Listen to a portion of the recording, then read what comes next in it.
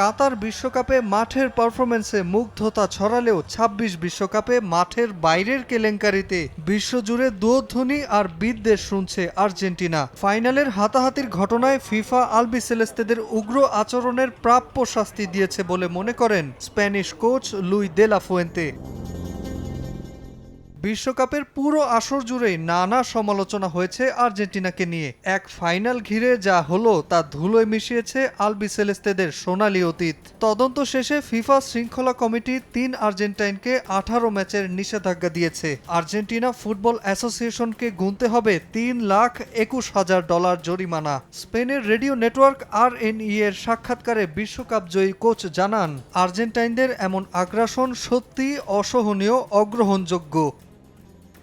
Football সমাজের জন্য ঐক্যের খেলা, কিন্তু এর কুৎসিত দিকগুলো দেখানো প্রয়োজন যেন এর পুনরাবৃত্তি না ঘটে। ফুটবলের নিয়ন্ত্রক সংস্থা তাদের প্রতি সঠিক সিদ্ধান্ত নিয়েছে। ২০০ কোটি মানুষকে জানানো উচিত তারা আসলে সেদিন কি করেছিল।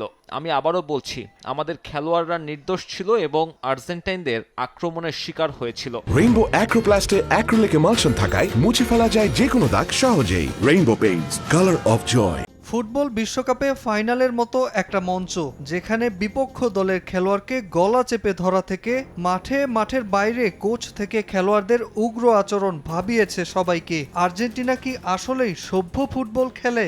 ভাবিয়েছে খোদ আর্জেন্টাইন কোচ লিওনেল স্ক্যালোনিকেও। তাই তো তার শিষ্যদের হয়ে ক্ষমা চাইতে দেরি করেননি তিনি, কেননা দোষটা যে আলবিসেলেস্তেদেরই। স্ক্যালোনির বিনয়ের কথাও স্বীকার করেছেন স্প্যানিশ কোচ।